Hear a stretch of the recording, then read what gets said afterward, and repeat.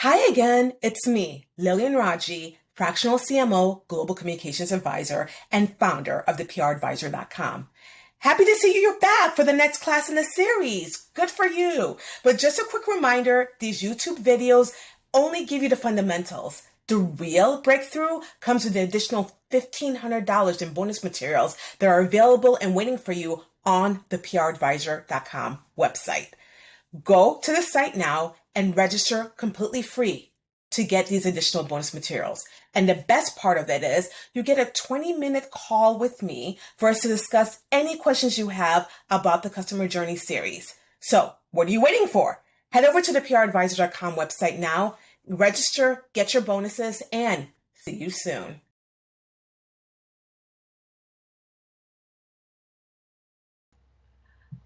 Welcome back to Class 2 of the Customer Journey, using PR to help customers find you. If you haven't already done so, please print out the worksheets for today's class to follow along. We're going to be picking up from where we left off yesterday. As a refresher, we went through Anastasia's customer journey with the brand Cartier, looking at all of the interactions she has with the brand before she finally makes a purchase. Today, we're going to be looking at your own customer journey, particularly how your customers find you. On the top of the worksheet, write your company name above Customer Journey. You're going to list out all of the touch points of the possible pings your company offers for customers to connect with you. These can include your website, your social media channels, your retail accounts, your boutiques, even any press coverage you've received in the past. As a refresher, here are all of the touch points Anastasia had with Cartier before she made a purchase. Consider which one of these applied to you. Now, I know you're nowhere near as large as Cartier, but that doesn't mean you can't have just as many touch points. If your company is doing wholesale to retailers, your Cartier boutique may be the 1 or 2 retail stores that you carry, and your Jean-Pierre is a well-trained employee at these stores. Notice I said well-trained. We can go into a whole other course on training and keeping the employees of your retail accounts happy. But for now, let's just say make it a priority to communicate regularly with the salespeople of your retail accounts and not just the buyers. The buyers may be the ones ordering your products, but it's the salesperson that makes sure your products sell so the buyer can keep ordering more. If you're only selling your products through your website and not working with other retailers, the customer journey is infinitely more important for you. When you're selling only through your website or only through one of your stores, you don't get the chance encounter with your products that come from a potential customer browsing through Saks or Neiman's or even Target and then discovering you.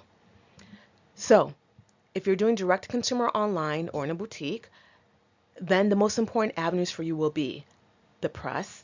In our example, that will be Town and Country, your website, your newsletter, and your social media channels. And your relationship with bloggers or influencers, which isn't covered here, but can also be part of your customer's journey in finding you. I cover working with influencers in my course, Harnessing the Power of Social Media Influencers, and also in my ebook, Influencer Marketing, How to Vet Influencers to Weed Out the Fakers, Liars, and Delusional.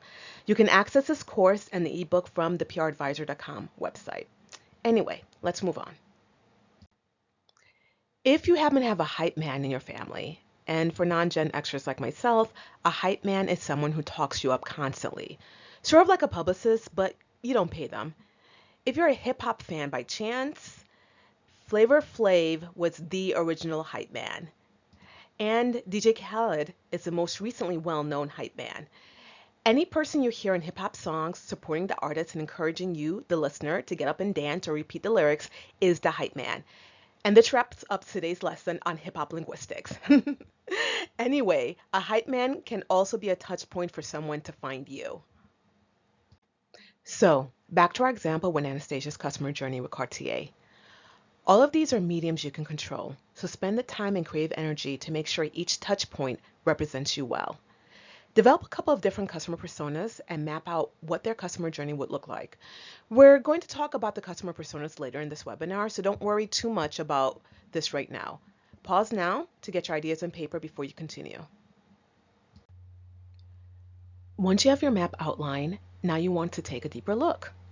Next in today's class worksheet, answer this question. What is your customer doing at every stage in the customer journey? If we go back to Anastasia at the stage of the customer journey where she went to the Cartier website, we notice she spent hours looking at the site. We also know she signed up for the newsletter. Something to consider that won't be covered in this course, but I will plan for a future course if there's enough interest, being able to see what someone does on your website. For instance, you can install tracking software on your site to see which pages Anastasia went to, where she spent much of her time, and if she considered putting an item in her shopping cart. All of this information can help you tailor your future outreach and guide your decision on how to make your website easier for your customers to shop. Now, I will add that Google Analytics already gives you a lot of this information, but there are other software programs that go into completely more detail than Google Analytics does. But again, we'll save that for a future course. In another stage of Anastasia's customer journey, we know she went to Cartier's Instagram page. What do you think she did there? For your own map, write it out, even if it seems obvious. Does your customer just click follow and move on? Or do they scroll through the page, like a few things, and comment? If you're wondering how to know this, go to your own Instagram page and look at how people are interacting with your account. Next question. What will encourage your customers or discourage them from moving to the next stage? What kind of emotions do they feel in each of these stages? So in considering this, let's go back to your website. Is your site easy to navigate? Because if not, it will discourage a potential shopper from continuing on. As far as emotions, we want enthusiasm, joy, trust.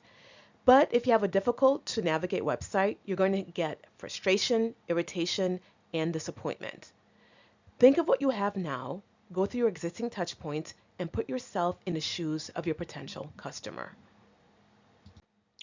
Next question. Where do customers get hung up? You can start to find answers to this by looking at your Google Analytics and seeing which page people tend to exit on. Once you identify that page, see if you can objectively look at that page and determine what would make you, as a customer, leave. Do they have questions and have a hard time finding answers? Could their uncertainties cause them to give up and find a different company? If your product is inherently complicated, could you improve the customer experience by proactively addressing questions your customers will have as they move through the stages? Again, you're putting yourself in the shoes of your customers. Nothing is more frustrating than wanting to buy something but not being able to get answers to your questions. For this, make sure your product pages can answer every conceivable question a customer might have. If you're selling fashion items, remember women want to know how far earrings hang on their lobes or how a purse will look on their arms. If your page can't answer these questions, your customers will exit and find a competitor who can. Next, what kind of obstacles do customers confront in each of the stages? Is cost a factor? The return policy? Think about anything that might cause the customer to give up and not complete the sales cycle while moving through the customer journey. Sometimes a customer abandons the journey if they don't trust the company. Always pay attention to online reviews about your company.